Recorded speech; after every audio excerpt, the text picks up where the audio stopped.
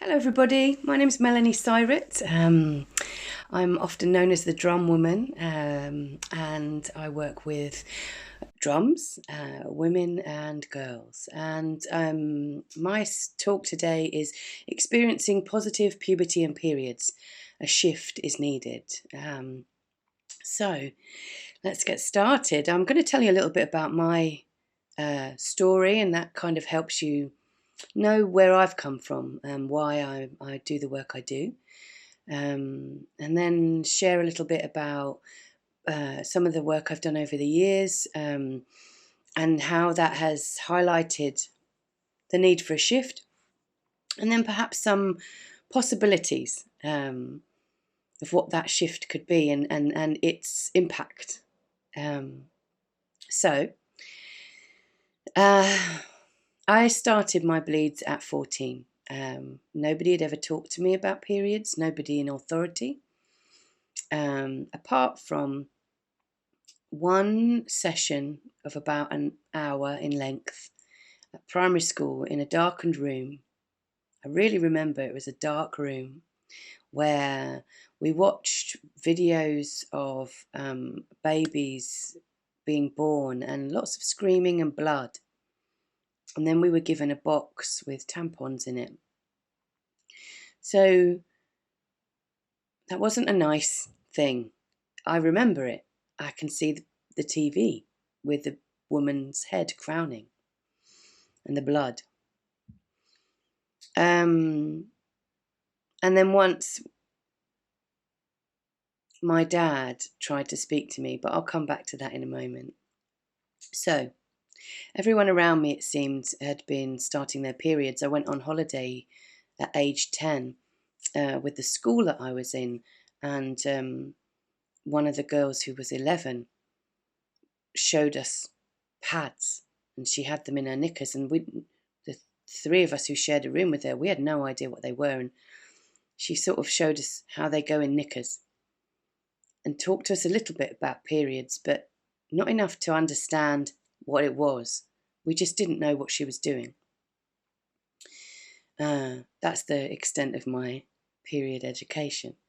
And then when I was about 14, just turning 14, I jumped over a fence and I cut my vulva. I didn't realise I'd cut it, and I looked in my knickers and saw blood. So I said to my mum I'd started my periods. I have no recollection of any of this, of what happened after that, but clearly I hadn't started my periods. And clearly my mum realised that too, because I was never given any pads. I don't remember any kind of, this is your bleed.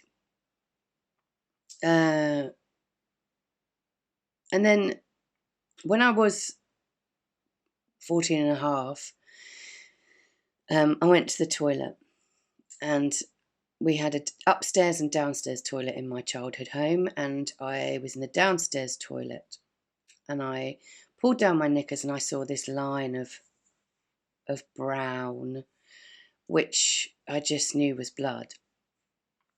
And I shouted for my mum, and I asked her to come, and I asked her to come, and I asked her to come, and she kept saying, "Come here." And I was saying, "Oh, I can't. I'm in the toilet. I need you to come to me." And I knew that I couldn't shout, "I think I've started my period," because my brother was in the house. And I had to beg her. I had to beg her to come downstairs to me so I could tell her that I'd started my bleed. And she said, "Are you sure this time?" Which made me feel like maybe I was wrong, or it was entirely an inconvenience. And I said yes. And she said, "Well, we don't have anything in." And she shut the door and proceeded to put on her coat, and was huffing and making a big fuss out of it. And then she slammed the front door because she'd gone out to go and buy me some pads. And I sat on the toilet wondering what was going on and where she was going to be. And she came back and she threw the pads at me. And that was it. So that was my welcome to bleeding. That was my rite of passage. There was no, how are you feeling? Do you need anything? Can I look after you? It was, here's the pads. Get on with it. And then later on that year, my dad knocked on my bedroom door. And I poked my head out and he said, I just want to tell you that you're getting to an age where things will start changing and you'll start getting hair in different places. And it was mortifying to me that he was saying this. And I said, Dad, it's already happened, and shut the door. And on reflection, as an adult, I can imagine the amount of courage it took him to come and try and tell me about puberty. And probably the pushing he had from my mum to go and do it. And it had already happened. It was too late. Anyway, that's my puberty and period story. Nobody ever gave me enough information, if any, and I was left to get on with it. Oh, and what I also didn't say was that when I was my first year at secondary school, I was forced against my will to go to a nutritionist. It was the first time I'd ever stood up to my mum to tell her that I didn't want to do something. And I was going to this nutritionist because I was putting on weight. And I remember being in this room that I hated and being asked, have you started your periods yet? And saying no. And I just remember being so ashamed that I was being told that I was too fat, and I was being asked personal questions that we didn't talk about at home. And that scarred me, you know. I've had problems with weight throughout my life. And if I look back, I notice that I kind of disassociated from my body then and thought I was very, very, very big, and then know that I wasn't because I wore my friend's clothes and she was like a size 12. And I know now that, you know, it could have been my body getting ready to grow, and it wasn't necessarily that I was fat. Anyway, that's my story. And I became a primary school teacher, and after your first year, they give you a subject to lead, and they gave me PSHE. I went on a course, and it blew my mind. Lots of people see PSHE, particularly teachers, as a woolly subject, as something that has no value. It wasn't statutory, so you didn't have to teach it. So other things got priority, maths, English. And as I started to explore what was happening in my school, I realised that no one was teaching it except for one lesson on sex education in year 6. And as I dug a little more, I realised that actually none of the children were being taught how their bodies change throughout life. None of them were being taught about periods effectively. It was all around sex and not getting pregnant, really. And still that wasn't an effective lesson. It was poor. No one was talking about moods, emotions, communication, effective communication about what's going on for you, how to get help if you need it. And I tried in that first school for the 5 years to improve the offering. When I left, everybody had PSHE in place, but it wasn't being taught well. And I tried to team teach and plan effective education with the school nurse who was drafted in to do the sex education. And she didn't want that to happen. She had a way she taught, and that was it. So I think that failed the children, you know. I knew those children. I knew what our kids needed. And what was happening was an out-of-the-bag lesson that was being delivered across the county, was being given with no regard to our demographic. And I went into my next school and was lucky enough in all of my schools to lead PSHE still. And I made a huge difference there. They had a programme of PSHE from reception to year 6. Every year group had 6 weeks learning about growing up, so what that might look like in the next year for their bodies, their minds, of relationships, about how they relate to each other and the people around them, and love and care and intimacy. At a maturity level, everything was at a maturity level, what was right for that child. And then came the kind of talk about periods, and we brought it right down to start in year 4 and 5, because children can start their bleeds at 8, 9, 10. So we want to get them beforehand, so they're not shocked and freaking out about what's suddenly happening while they're bleeding. And then I went on to my final school, where we really, really cracked it for a couple of years before staff changes meant that, and change of head teacher meant that funding disappeared. But as I taught over and over again, as I did teacher workshops, as I worked with children, as I began to branch out and work with women in my holistic work, I heard the same things over and over again. Nobody told me anything. Or stories like,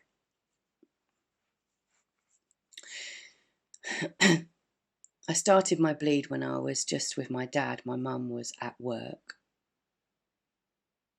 And my dad took me to the hospital, doctors, in front of a male doctor, and told me to tell him what was happening. And he poked and he prodded me and he looked at me. And I felt ashamed. Or I was out camping with my family's friends, not with my parents. And I started to bleed and I didn't know what it was. So I stuffed my knickers with toilet roll for a week, and I just kept bleeding. And I still didn't know what it was, but I felt ashamed, and I felt like I shouldn't tell people, so I didn't. And this happened every month, and I didn't tell anyone. The stories I have heard from women and girls about the onset of their first bleed has been one of embarrassment, worry, fear, shame, confusion, what to do when they're not with their family. It's been one of being paraded out in front of the family and celebrated when all you wanted to do was not to have everyone know your personal business. Or it's been one of just being thrown a pack of pads when all you wanted was to be loved and told you're okay and explained what was happening. I've heard more recently, of well-wishing parents throwing huge parties for their daughter and her not being happy in the space and them not understanding why. I've heard stories of people trying to be prepared, but still not talking about it, and still not being able to speak without an unexpected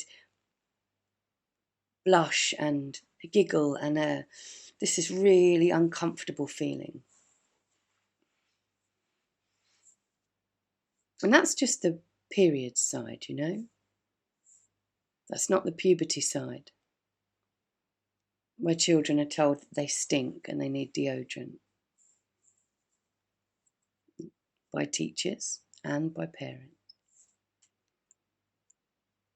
where children have huge mood swings and nobody knows how to cope.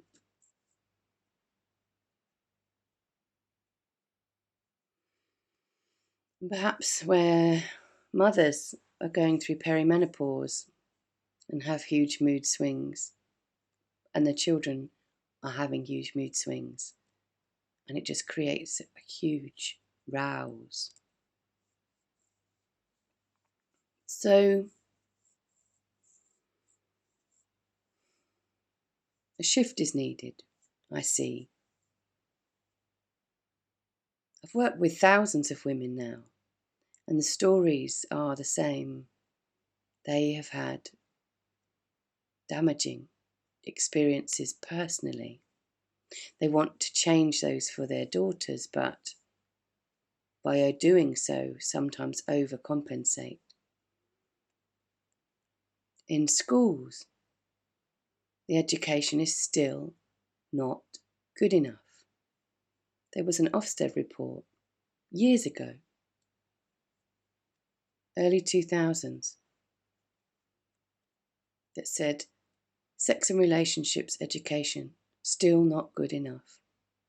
And it said 40% of lessons on sex and relationships in primary schools were not good enough. I would beg to differ and say that it's more than 40%.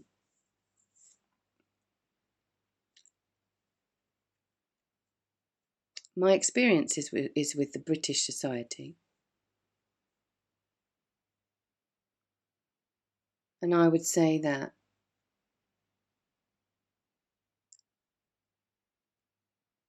as a grown adult in the British Society, we have been brought up often not wanting to talk about difficult things, exchanging pleasantries but not wanting to be vulnerable or get into raw things, and wanting to put plasters over things so that we don't have to look at the blood, if you know what I mean. And so if you are a teacher, you bring that, and then you're not taught how to teach puberty and periods well, and it's still seen as it's all right, it's just the year 6 teacher's job, or it's all right, it's just the nurse's job. So that person comes in and skirts over a lesson because it's embarrassing. And then the child goes home and says, oh, we've had this lesson today. And the mum or the dad or the grandparents go, what do I do with that? My child is only 11, 10. I can't deal with this. They're only a baby. And so it's still not good enough.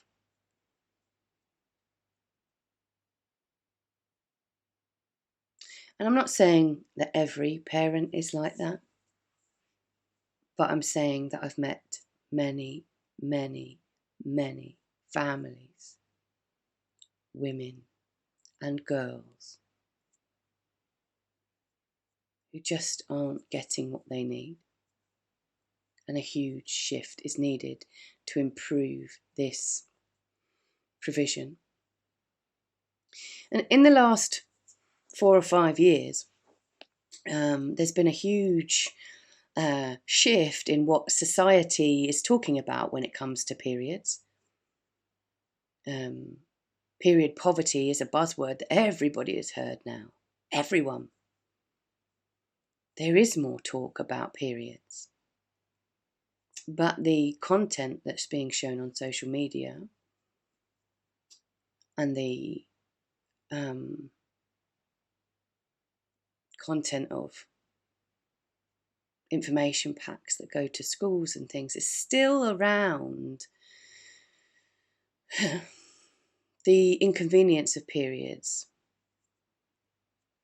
the dirtiness of it, the needing to be clean, the needing to be this, that, and the other. That is about. It's not about. Excuse me. It's not about deep understanding of the body. It's not about the process the body takes before the bleed starts, namely puberty. It's about the roots of period poverty, is about keeping girls in school, because incorrectly so, data was put together that said at about 12, 13, there's a big drop in girls in school and a big drop in self-esteem. It must be because they don't have period products. They have to stay at home. And I'm not discounting period poverty. It is a real thing. There are many who don't have the adequate supplies to help them manage their periods. I am discounting the data. We held some data collections in schools last year before, and with Bristol City Council, and what came back was that it wasn't about lack of products. It was about pain. It was about not wanting to do PE whilst bleeding. It was about not wanting others to know you were bleeding. It's not about not having enough products. So the campaigns of, let's eradicate period poverty, let's make sure everybody's got what they need, let's put a box in the staff room or in the reception full of pads for people to take, well-meaning and useful to many.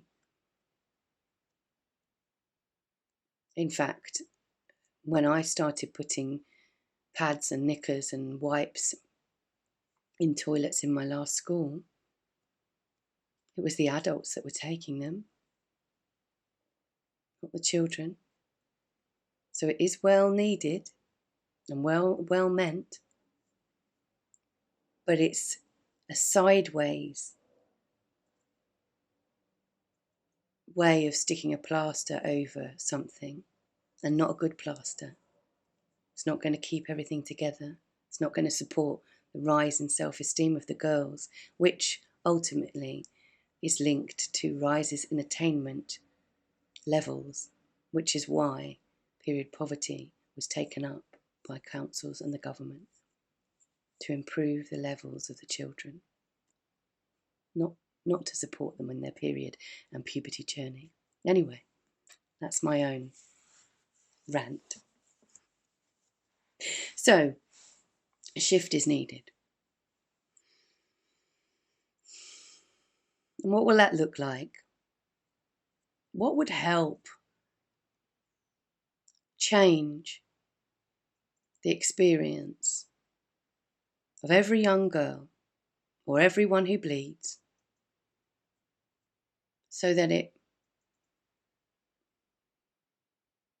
didn't leave a nasty memory and impact their lives, so that it didn't imprint shame, so that they didn't feel dirty, so that they didn't worry about leaking, so that they didn't worry about the sound of the period wrapper in the toilet, so they didn't put their pads down the toilet because they didn't want to take them out and put them in a bin and someone see it. So they stayed in school,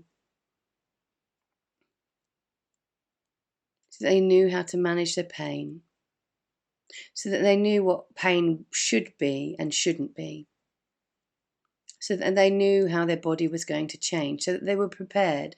The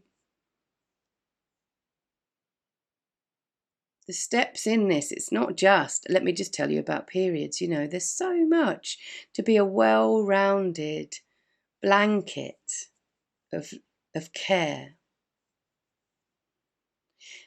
So I think I'm just going to say two different provisions: school provision and then home provision, which hopefully, ultimately, if everything was going the way that it should to support a change, would match somewhere in the middle, would talk, would support each other. But I know that doesn't always happen. Sometimes we, at schools, get it wrong. And sometimes parents aren't supported in their needs to support their own children when they ask for help, or they push away from what's being offered. So, first of all, schools. A shift is needed. Why is it that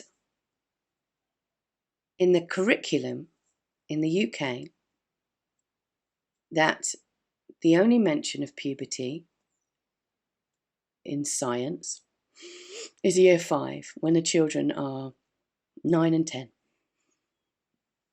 They're going to have their 10th birthday in that year.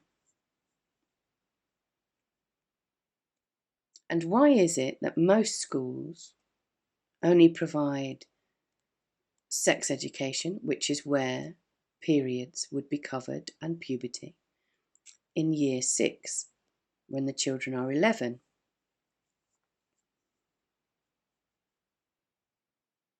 When many have already started puberty, some started their periods. I'm not saying just girls, some boys will have started changing. They'll know about things like erections.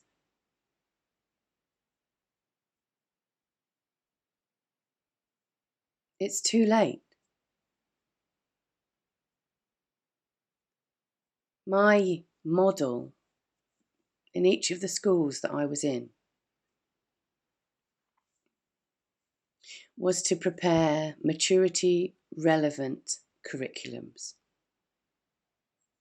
so that talking about the changes of the body is normal and not just a secret thing that you get when you're in year 6, when the woman comes to talk about it.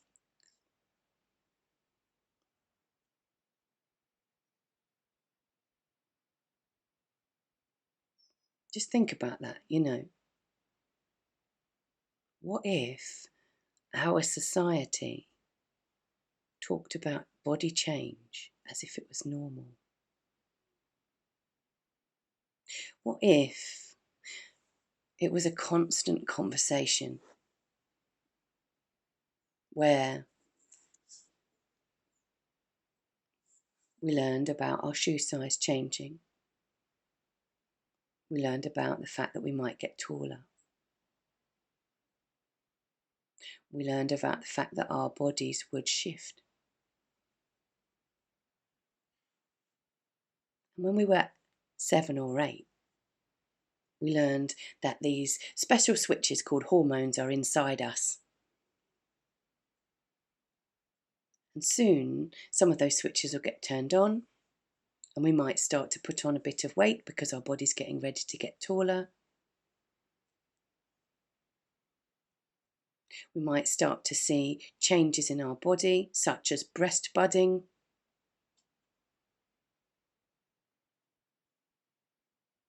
and breast tissue.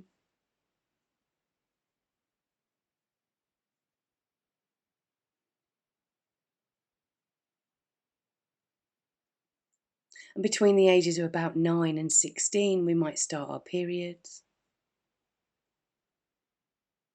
which is where a woman bleeds once a month, usually.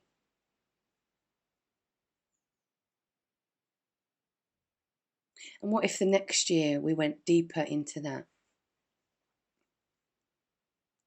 Year 4, and the next year in year 5 and year 6, and each time we built on it so that we could build the picture of what puberty really is and how our body shifts might happen and how we might start to grow hair under our armpits and in our pubic region. We might start to sweat and need to think about bodily hygiene.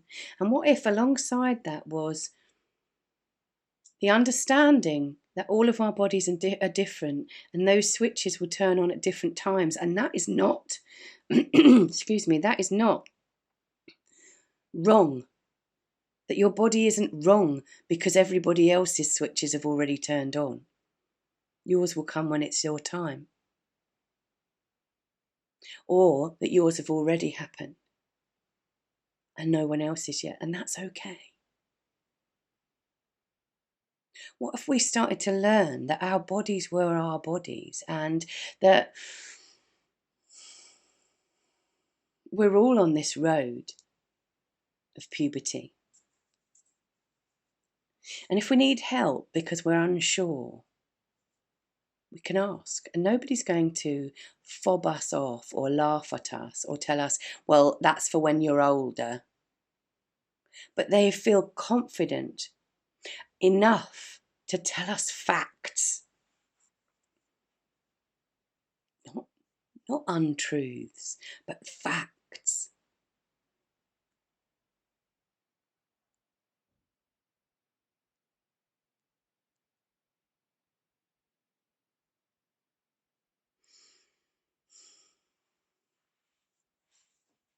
What if all kinds of menstrual products were put on a table with pipettes with red liquid in? We got to touch them. We got to see how much was about regular bleeding and how much a pad holds, and a tampon and a disposable pad and period pants. We got told how to use them. We got to think about what might be good for our bodies.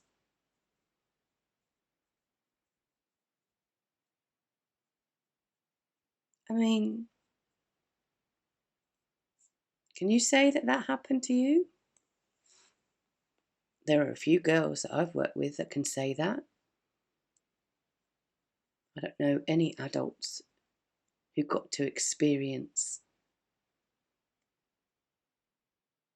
autonomy in how they might manage their bleeds. And what if we talked about the mood swings that do happen and are part of puberty?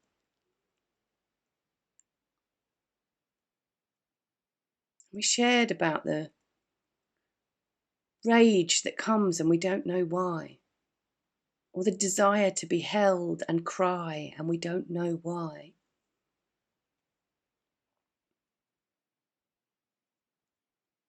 As we explore who we are and our bodies change without us being able to do anything about it.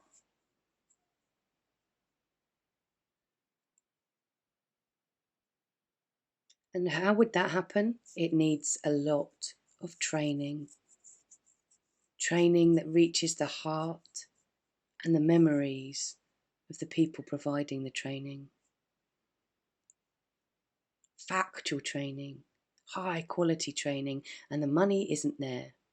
Luckily now, this education area is statutory, you have to teach it, but they took out the sex and relationships part of the curriculum and put it in secondaries only. It only has to be taught in secondaries. So you can imagine that the menstrual education is poor still.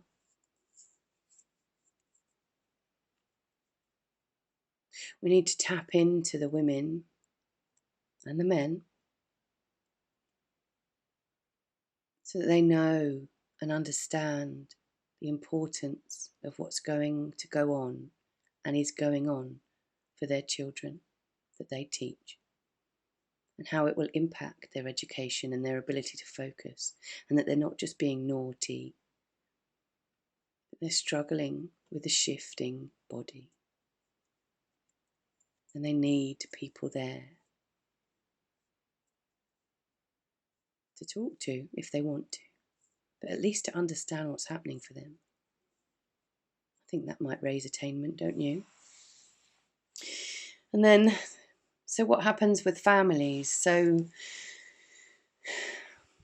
many families still find the idea of talking about bleeds really difficult. And I wrote a book called How to Support Your Daughter Through Puberty, a practical guide for mums. And what I find is people buy it to give to their child. And I have to speak up and say, actually, this is a book for you. Or for the woman that you're gifting it to. It's for her. It's not for the child. The child can read it, but the mum needs to read it first. Because if you're in a female body, the possibility of you already going through all of this means that you're mostly an expert. But we come with our own stuff. Think about all those people that I talked about who have had poor period stories, you know, the shame, the pain, the hurt. Think about the pain that they've had in their bleeds every month.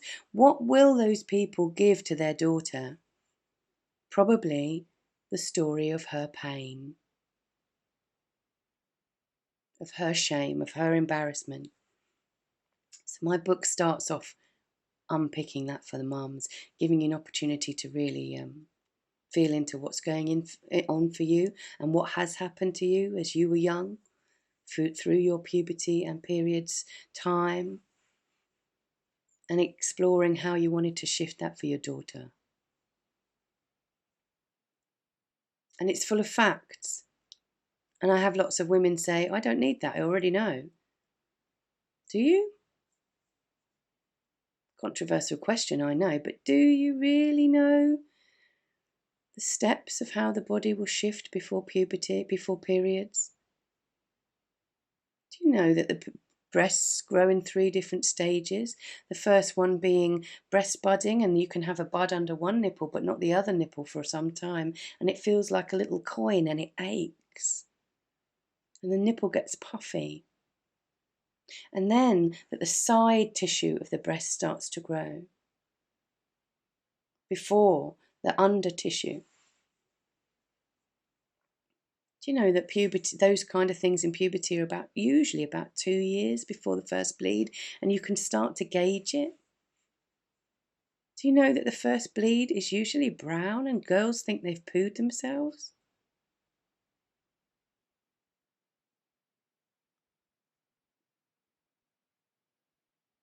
Do you talk about this openly? And I think that's the biggest shift. You know, we need to talk. I imagine that in past civilizations, hundreds and hundreds of years ago, when we were perhaps still tribal, you know, that we sat and we talked, and people knew the histories.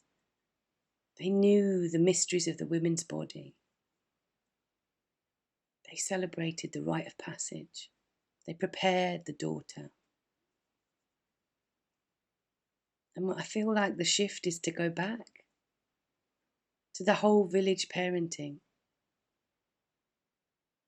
where you can talk to your child without getting embarrassed. And if you do, you can just say, this is embarrassing for me. I find it, nobody talked to me about it. So I'm going to talk to you about it now. But if we have to giggle together, we can do. And you open that conversation. And you do the same perhaps with the auntie and the grandma. It's not hidden. And then you can talk to the teacher and it's not embarrassing. We can all provide for the daughter. And we know to ask her when you start to bleed, is there something you want to do? Do you want a party? Do you want to go to the shops with me? Shall we curl up and watch a video? And then the daughter can say what she wants rather than being thrusted upon some big family do where she's in the limelight and all she wants to do is lay in bed with a hot water bottle and you've dragged her out and she hates it and it reminds her every time she bleeds of everybody looking at her.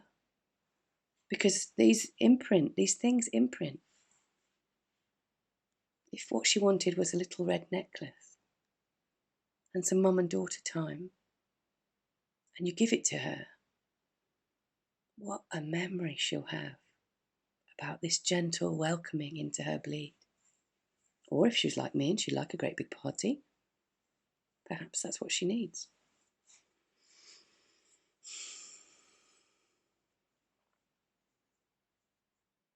And perhaps you get a range of pads and tampons and period pants, reusables. When she's 9 or 8, and you look at them together so she knows what they are.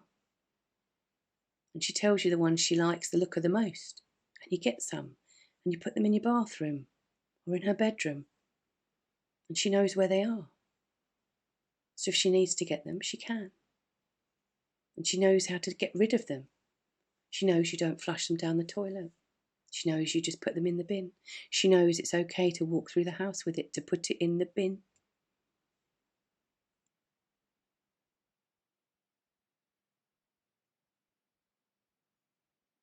And what if you talk about your bleeds around her? So it is normal.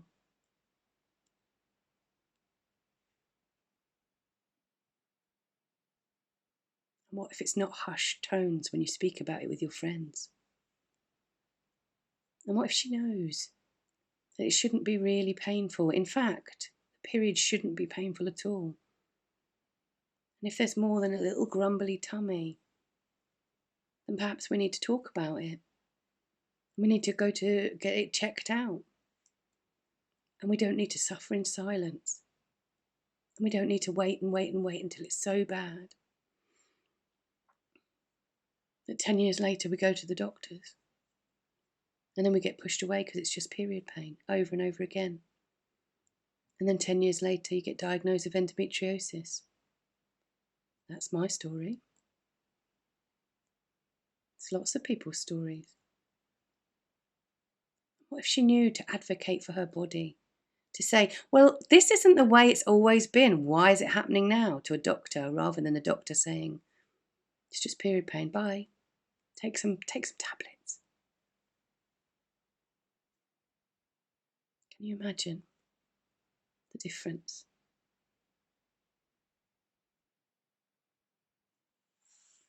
I hope that what I'm saying has made sense. I know that I haven't gone through the whole way that I would support a daughter. But I hope it shines a light on the shift that's needed. That openness, facts, talk before things happen make a huge difference. And that listening to a child,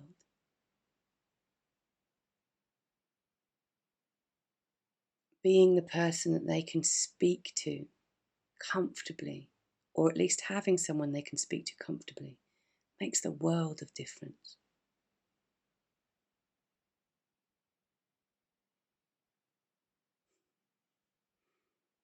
It's really, really important to me to reclaim our bodies and to relieve and release the pain, the shame, the guilt of what is normal and happens to us all.